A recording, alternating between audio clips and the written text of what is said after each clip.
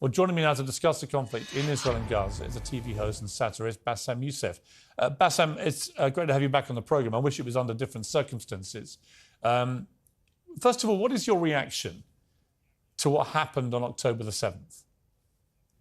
Oh, it was terrible, of course. I mean, we kind of get our news kind of also secondhand because, you know, my wife's family, they live in Gaza. They have cousins and uncles there.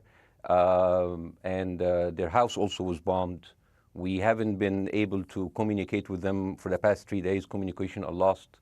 So we don't know actually what is the, how are they doing, but you know, we're used to that. I mean, it's just like, it's very repetitive. We're used to that. We're used to them being bombed every time and moving from one place to the other. You know, it's just like those Palestinians, they're very dramatic. Israel killing us. But they never die. I mean, they always come back. You know, they're very difficult to kill, very difficult people to kill. I know because I'm married to one. I tried many times, couldn't kill her. I mean, there's a dark humour there, and I understand why. Because no, it's not dark humour. I try to get to her every time, but she uses our kids as human shields. I can never take her out. Again, I understand the humour, but to be serious, Bassem, about this. Tonight, there is... I will be serious. Now, I will be serious. I was watching your interview with Ben Shapiro, and I'll tell you one thing. Yeah. I think that Ben Shapiro is one of the smartest people who ever walked this earth. He's very, very smart. I follow him, and I believe everything he said. And when he came on your show, his solution was, and I quote, his solution was that the solution for this is for Israel to annex Gaza and to kill as many son of bitches as possible to make sure that this will never happen again. And anyone who called for a ceasefire will be a terrorist sympathizer. So God forbid, I don't want to be labeled as a terrorist sympathizer. So I agree with Ben Shapiro. I think we should kill as many son of bitches as possible. Well, let me, so far, but Bassem, let me...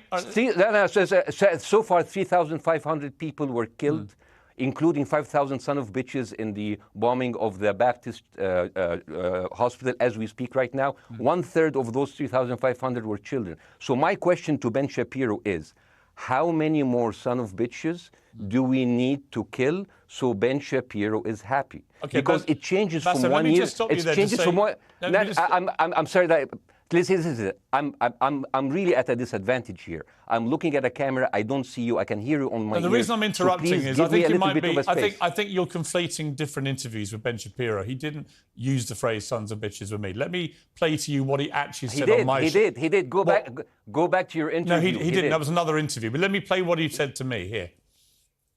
Well, frankly, I don't believe in proportionate response to terrorism. I believe that the way that you stop terrorism is with wildly disproportionate response. That doesn't mean in terms of targeting civilians. It means in terms of killing as many terrorists as humanly possible and allowing them to dictate the terms of engagement by hiding behind civilians in areas that they are supposedly responsible for means that the only option for Israel is to surrender to Hamas's hatred of its own citizens, its willingness to use its own children as human shields. No country worth its salt could ever do that.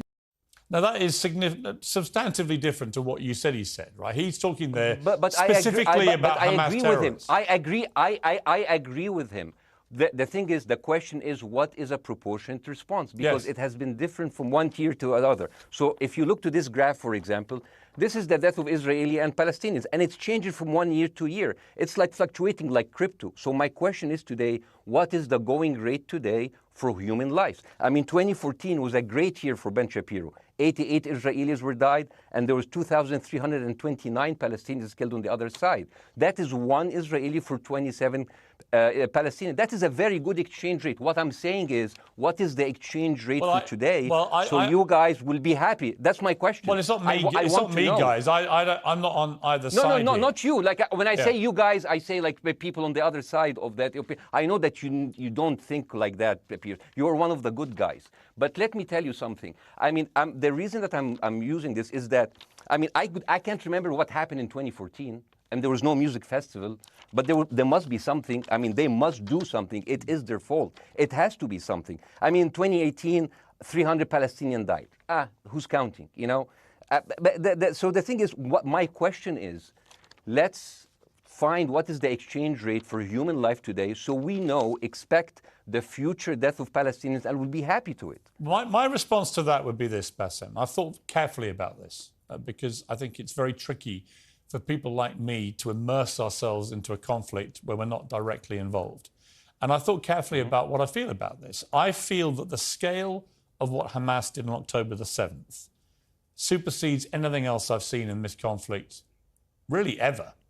The savagery, the butchery, the slaughter of 1,300 people, the shooting of babies, the 100%. kidnapping of grandmothers, and so on. So if we can agree on that, which I think is inarguable, then the question then becomes, again, about proportion. I don't disagree that there's been a lot of bad stuff on both sides going back historically for decades. But if we agree that this was on a different level altogether, quite deliberately by Hamas, designed absolutely. to provoke, here's my